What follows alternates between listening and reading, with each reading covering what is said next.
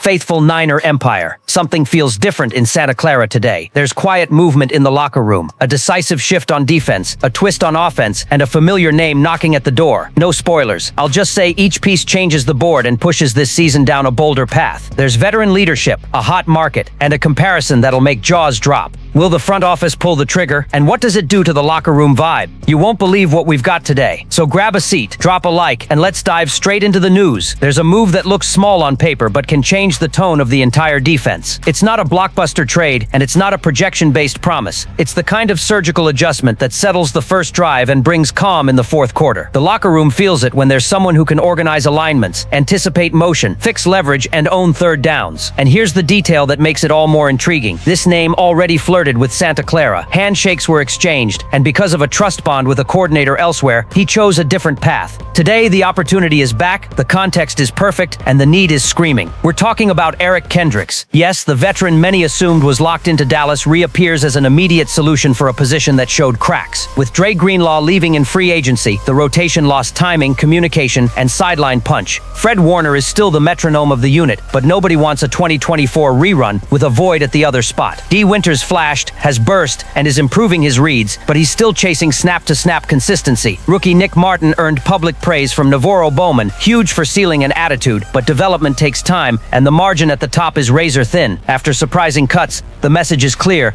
There's room for a stabilizing presence. Kendricks brings exactly what's missing, a high floor. He's coming off a productive year, 138 tackles, 3 sacks, 2 interceptions, 15 games. This isn't about one splash play, it's consistency. He can play Mike or Will, handle multiple fronts, diagnose split flow, step into the right gap to choke off duo and counter, and still get clean drops to close the window on a slot stick. In sub-packages, he frees Warner to attack more aggressively, even green-dogging when the running back stays in protection. Against mobile quarterbacks, he takes disciplined angles to cap scrambles and reads screens early to kill them. In the red zone, his communication reduces busts and forces field goals. In the locker room, the signature matters as much as the snap. A veteran with real credentials changes the tone of position meetings, drags the young guys into the film room, and demands alignment and pad level. What Winters and Martin learned beside him accelerates development by half a season. Financially, a short deal with snap incentives and playoff bonuses makes sense. It fits under the cap and preserves flexibility to take care of Talanoa Hufanga and tweak defensive line depth if the right opportunity appears.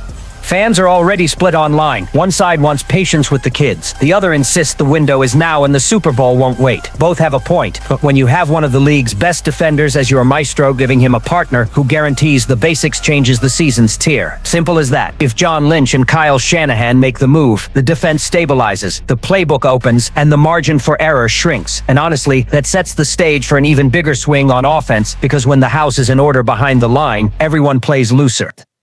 If the first storyline lit a warning light on defense, what's happening on offense is even more delicate. Days before the season, wide receiver looks like a jigsaw puzzle with missing pieces. Brandon Ayuk and Jawan Jennings, vital to the scheme, are dealing with injuries that don't have a clean return timeline. Fans scan the depth chart and see Ricky Pearsall as the lone healthy, trustworthy name, and let's be honest, that's not enough to keep Brock Purdy and Kyle Shanahan's playbook comfortable. It's one of those moments when urgency collides with patience. Enter a card few expected to see again. Kendrick Bourne, the veteran who grew his career in San Francisco from 2017 to 2020, was just released by the Patriots and already has a visit lined up for Santa Clara. The timing couldn't be more symbolic. A familiar face available exactly when the team needs someone who knows the system and can contribute immediately.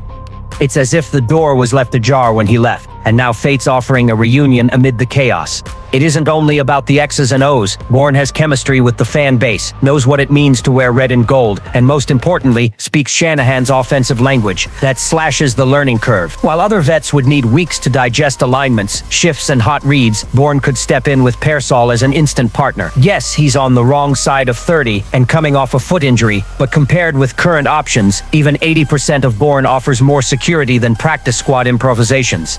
There's also a strategic wrinkle. Bourne's departure years ago opened the door for Jennings to flourish as the trusted third option. Today, Jennings is in a contract year and hurt. A Bourne return not only patches the short term, it gives Lynch leverage if Jennings can't regain his full impact.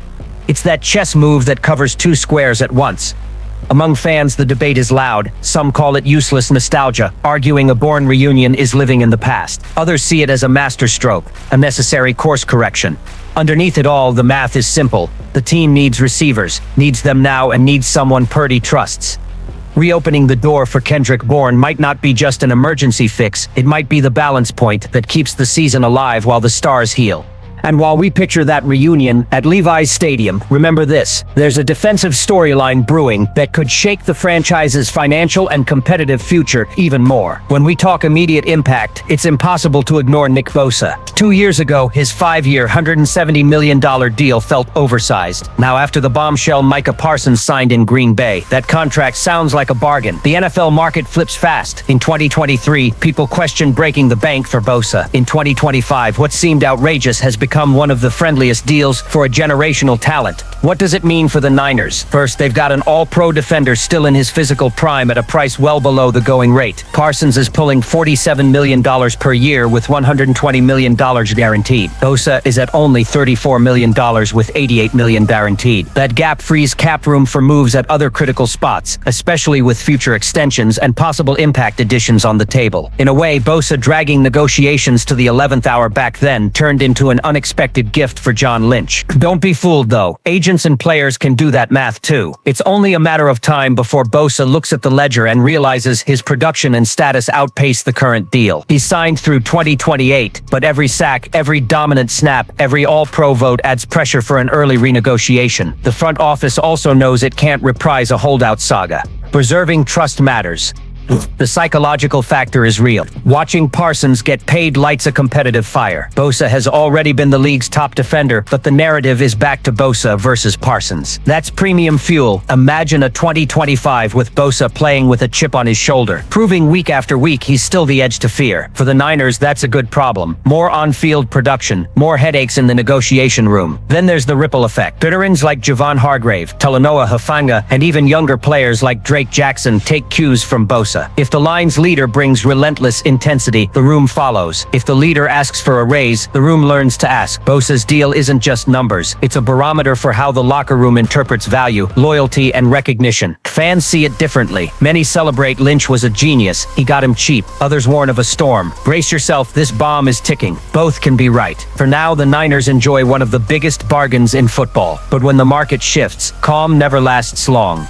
And if that contract drama felt intense, wait until you hear what's happening with the defensive blueprint. There's a philosophical pivot that could flip the script. When Robert Saleh arrived in Santa Clara in 2017, the NFL lived and breathed the pass. The wide nine made sense. Spread the line, unleash the front to hunt quarterbacks, and adjust to the run only once the ball was handed off. That was play the run on the way to the pass, in pure form. But 2025 is a different world. The balance has shifted. Teams are leaning back into the ground game. Mobile quarterbacks double the threats, and two tight end looks are far more common. The old manual doesn't work as well.